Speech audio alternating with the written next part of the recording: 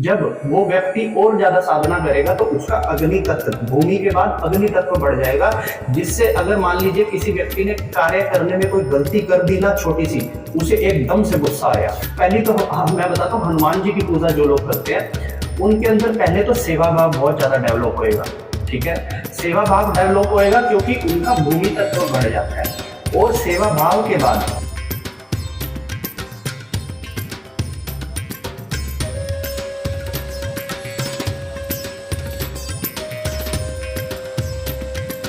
आप सभी को मेरी तरफ से हर हर महादेव।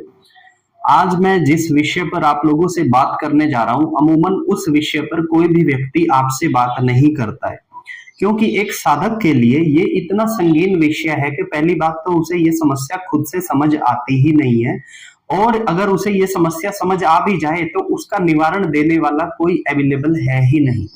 मैंने पूरे YouTube पर वीडियोस देख ली, मैंने गूगल करके देख लिया, मुझे किसी ने भी इस चीजों का जवाब मुझे कहीं पर भी नहीं मिला। और ये क्यों चीज है और मैं क्यों इसके बारे में बात कर रहा हूं आप लोगों से, आज मैं आपको इस वीडियो में बताता हूं। मेरा जो आज का जो विषय है, ये विषय है कि एक साधक का मूड बहुत ज्यादा परिवर्तन होता है, उसका स्वभाव, उसका जो मूड है वो बहुत ज्यादा स्विंग होता है। कभी वो बहुत ज्यादा निराश फील करता है, कभी वो बहुत ज्यादा एनर्जेटिक फील करता है। और ये जो रिदम है ये ऐसी ही रहेगी कि जैसे ही आपने बहुत ज्यादा एनर्जेटिक फील किया, उसके कुछ दिन बाद ही आप बहुत ज्यादा लो फील करेंगे। तो क्यों ये मूड का फ्लक्चुएट होते हैं, किस वजह से होते हैं, हमारी साधनाओं में ऐसी क्या कोई गलती हो जाती है जिस वजह से हमारे मूड बहुत ज्यादा स्विंग होते हैं, या फिर कोई और इसका कारण है, आज ये वीडियो में इस चीज पर बनाने वाला हूं और ये सारी जानकारी आपको मैं इस वीडियो में दूंगा।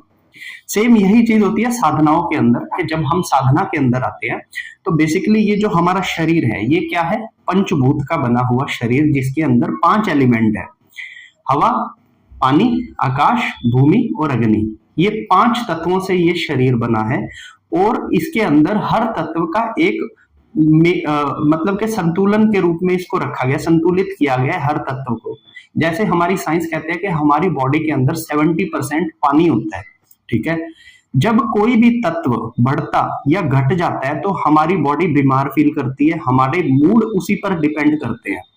अब देखने वाला सवाल यहाँ पर यह है कि साधक जब साधनाएं करता है तो वो किस तरह से उसकी एनर्जी आती है कि वो बहुत अच्छा एनर्जेटिक फील करता है, और क्यों उसकी एनर्जी एकदम से लॉस में चली जाती है कि वो बहुत सैड हो जाता है, पूजा करने का मन नहीं करता, या फिर उसे समाज में ऐसा लगता है कि मैं तो जैसे बहुत पीछे रह गया, पूजा करने का कोई फल नहीं मिल रहा है, मुझे दृष्टि नहीं मिल रही है, मेरा ध्यान तक नहीं लग रहा है। तो वो इस तरह की फीलिंग भी वो लेता है, और कभी कभी उसे लगता है कि यार मैं बहुत ब्लेस हूँ, जो मैं भगवान की पूजा कर रहा हूँ, मेरे में बहुत एनर्जी है, मेरा ऑरा बहुत स्ट्रांग है। ये दोनों तरह की फीलिंग हर एक साधक फील करता है। तो अगर आप भी यही चीजें फील करते हैं तो आप समझ लीजिए कि आपका शरीर पंचभूतों से बना हुआ है, और जब जब इसके अंदर डिसबैलेंस होगा आपको जो है इसमें कठिनाई आएगी, आपके मूड हमेशा स्विंग होंगे। और ये कब कब होगा, आप कब लो फील करते हैं, जब जिस दिन आप यूं समझ लेना कि आज मेरे बहुत अच्छी एनर्जी को पाया है, अब जितना ऊपर गए उतना ही नीचे आज मैं बहुत लो फील कर रहा हूँ, उसमें मेरा मन नहीं कर रहा, मेरा पता नहीं लग रहा मैं क्यों, मुझे बुरा लग रहा है, मुझे अच्छा नहीं लग रहा। फिर एकदम से फिर एनर्जी बढ़ेगी, आज मैं बहुत अच्छा फील कर रहा हूँ, और फिर ऐसा होगा कि मेरा मूड बहुत ज्यादा लो पड़ गया, बिकॉज ऑफ आपके एलिमेंट डिसबैलेंस हो रहे हैं बार बार। ठीक है, अब एलिमेंट डिसबैलेंस हो जाते हैं, इससे हमारे ऊपर क्या प्रभाव पड़ता है पहले सुन लीजिए। अगर आप शिव की साधना करते हैं तो शिव आपके जल तत्व को बढ़ा देता है। जिस व्यक्ति के अंदर जल तत्व की अधिकता हो जाती है वो व्यक्ति हर चीज से कटा हुआ महसूस करता है, उसके अंदर से लोभ और जीवन के किसी भी रत्न को पहचानने की क्षमता खत्म हो जाती है। उस व्यक्ति के लिए धन एक कंकड़ समान ही हो जाता है। ठीक है, किसी भी स्थान पर जाने में, किसी भी बड़े व्यक्ति से मिलने में, या फिर कोई भी टारगेट को अचीव करने में उस व्यक्ति का मन लगेगा ही नहीं, वो कहेगा कि ये सब तो मिट्टी है, क्योंकि वो भगवान शिव की पूजा कर रहा है, उसका वाटर लेवल बढ़ गया है, जिस वजह से अब उसका एम्बिशियस कम हो रहा है। एम्बिशियस के लिए क्या चाहिए, फायर। ठीक है, अब फायर कम हो गई, अब वो व्यक्ति वैरागियों की तरह बात कर रहा है, इसीलिए कहते हैं कि शिव को पूजने वाले वैराग्य को पाते हैं, नंबर 1। दूसरी चीज, जो व्यक्ति माँ काली की और हनुमान जी की पूजा करता है, पहली तो मैं बताता हूँ, हनुमान जी की पूजा जो लोग करते हैं उनके अंदर पहले तो सेवा भाव बहुत ज्यादा डेवलप होएगा। ठीक है। सेवा भाव डेवलप होएगा क्योंकि उनका भूमि तत्व बढ़ जाता है, और सेवा भाव के बाद जब वो व्यक्ति और ज्यादा साधना करेगा तो उसका अग्नि तत्व, भूमि के बाद अग्नि तत्व बढ़ जाएगा, जिससे अगर मान लीजिए किसी व्यक्ति ने कार्य करने में कोई गलती कर दी ना छोटी सी, उसे एकदम से गुस्सा आएगा कि ये तूने ऐसा काम क्यों किया, मैंने तुझे ऐसा करने को थोड़ी कहा था। ऐसे वो सेवा भाव से चल रहा है, सबकी इज्जत कर रहा है, लेकिन अगर उसमें हल्की सी भी मिस्टेक किसी ने कर दी तो उसका गुस्सा फट फट के उसके ऊपर आ रहा है। ये हनुमान जी का, क्योंकि उसने आपका भूमि तत्व और फायर तत्व को बढ़ा दिया।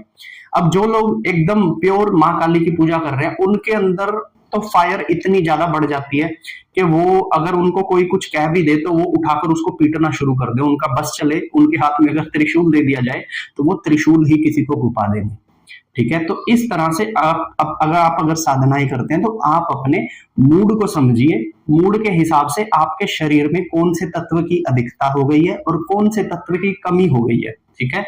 मैं इस वीडियो में आपको 6 से 7 ऐसे पॉइंट्स बताता हूं जो आपकी एनर्जीज को बैलेंस करेंगे, जो आपके एलिमेंट्स को, वायु, जल, अग्नि, भूमि और आकाश, इन पांचों तत्वों को बैलेंस करेंगे। आज मैं आपको 5 से 7 ऐसे पॉइंट बताता हूं।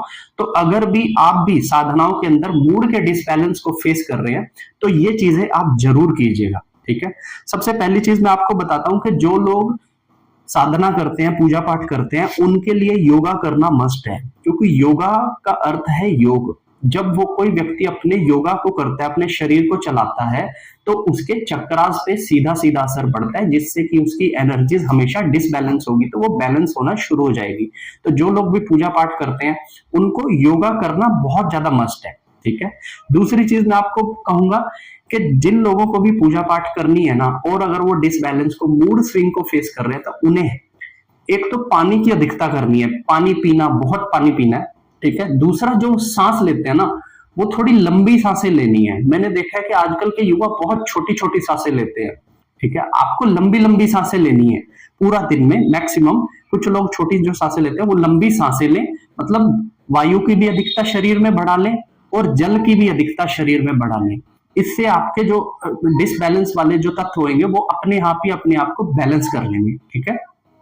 तीसरी चीज, आप लोग खाना खाते हो, आप प्लेट में खाना खाते हो, आप चम्मच का इस्तेमाल करते हो, मैं आपको राय दूंगा कि आप अपने प्योर हाथ से खाना खाइए। देखिए, ये 5 हमारी उंगलियां हैं, ये 5 तत्वों को रिप्रेजेंट करती हैं।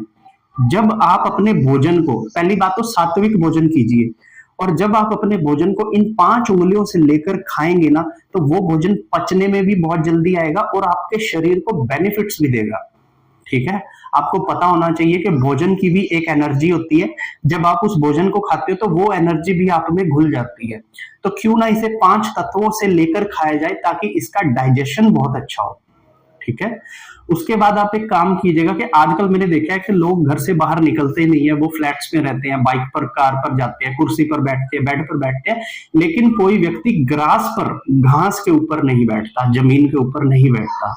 तो जो लोग भी ऐसा मूड स्विंग्स को फील करते हैं और जिनके भी एलिमेंट्स डिसबैलेंस्ड होते हैं, वो घास पर बैठने की आदत बनाइए। आप दिन में कम से कम 15 मिनट घास पर कमर सीधी कर इस तरह से बैठकर अपने प्रभु को याद कीजिए, क्योंकि घास पर जब वो बैठेगा तो उसका जो एलिमेंट डिसबैलेंस हो रहा होगा, ओवर हो रहा होगा, तो वो उसकी रीढ़ की हड्डी के माध्यम से ग्रेविटेशन हो जाएगा, उसका अर्थ में चला जाएगा। जैसे बिजली का ग्रेविटेशन कर दिया जाता है ना, वैसे उसकी एक्स्ट्रा एनर्जी का जो है ग्रेविटेशन हो जाएगा अर्थ के अंदर, जिससे वो अपने मूड को सही फील करेगा। आप अगर 6 से 7 दिन भी घास पर बैठ जाए ना, तो आप मुझे खुद कहेंगे कि आपने बहुत अच्छी चीज बताई थी, इससे हमारे मूड में बहुत ज्यादा फायदे हम लोगों को मिल रहे हैं, ठीक है।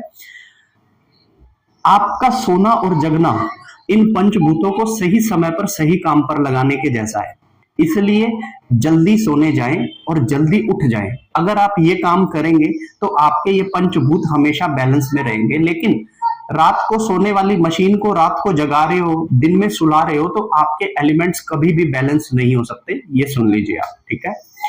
तीसरी चीज, अगली मतलब नेक्स्ट चीज, कि सैड म्यूजिक सुनना बंद कर दें। वायरल म्यूजिक और सैड म्यूजिक सुनना बंद कर दें, क्योंकि जब आप कोई वायरल म्यूजिक सुनते हो ना, आप जब भी ध्यान करने जाते हो तो वो म्यूजिक आपके माइंड में बज रहा होता है बार बार। या फिर अगर आप सैड म्यूजिक सुनते हो ना, तो आप अपनी लाइफ के पिछले कुछ किस्सों में चले जाओगे जो 10-20 साल पहले होकर खत्म हो चुके हैं, लेकिन उनकी जो दुखड़ा है ना वो आपके अंदर रोना शुरू हो जाता है। तो इसलिए सैड म्यूजिक को सुनना बंद कर दीजिए। वायरल म्यूजिक वो हर समय आपके कान में बजता है, चाहे वो कहीं चल रहा हो आपके मोबाइल में या ना चल रहा हो। म्यूजिक बंद। अच्छा म्यूजिक सुनिए, मोटिवेशनल म्यूजिक सुनिए, हैप्पी म्यूजिक सुनिए, लेकिन सैड म्यूजिक मत सुनिए और वायरल म्यूजिक कभी मत सुनिए, ठीक है। अगली चीज, अगर आपके अंदर भी मतलब के स्वभाव बहुत ज्यादा बदलते हैं तो आप हफ्ते में कम से कम एक बार मंदिर जाइए। और मंदिर जाने का ये मतलब नहीं होता कि हम गए फटाफट वहां पे लाइन में लग के दर्शन किए, हाथ जोड़ के प्रसाद चढ़ाकर वहां से आ गए। मंदिर जाने का मतलब होता है कि आप मंदिर में जाकर कहीं पर जगह देखकर बैठिए और वहां की एनर्जीज को फील कीजिए, वहां की एनर्जी से बात करने की कोशिश कीजिए। जब आप ऐसा करेंगे ना तो वो एनर्जीज आपके एलिमेंट्स को खुद बे खुद बैलेंस कर देगी, जिसकी वजह से आपका बहुत अच्छे से ध्यान लगना शुरू हो जाएगा, आपको ऊर्जा मिल जाएगी और आपके जो डिसबैलेंस्ड तत्व है, जिस वजह से कभी तो आप लो फील कर रहे हो, कभी बहुत ज्यादा एनर्जेटिक फील कर रहे हो, ये चीज खत्म हो जाएगी, ठीक है। लास्ट में मैं आपको एक चीज कहूंगा कि जो साधक होता है ना, सही साधक, उसका मूड ना तो कभी अच्छा होता और ना ही कभी बुरा होता, ठीक है। उसका मूड हमेशा ऐसा स्थिर रहना चाहिए। साधक ना तो बहुत ज्यादा खुश होता और ना ही बहुत ज्यादा दुखी होता।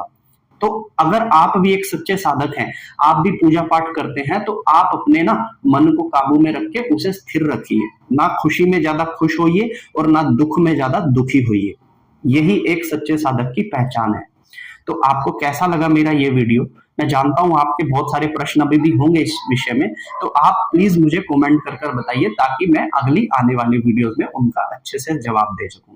वीडियो अच्छा लगा हो तो आप लाइक कीजिएगा, ठीक है, सब्सक्राइब कीजिएगा चैनल को, और मेरे वाली वीडियोस आप दूसरे साधक मित्रों से जरूर शेयर कीजिएगा, क्योंकि इस लाइन में अगर आप किसी का भला करते हो तो आपको उसकी पॉजिटिव एनर्जी का भी हिस्सा मिलेगा।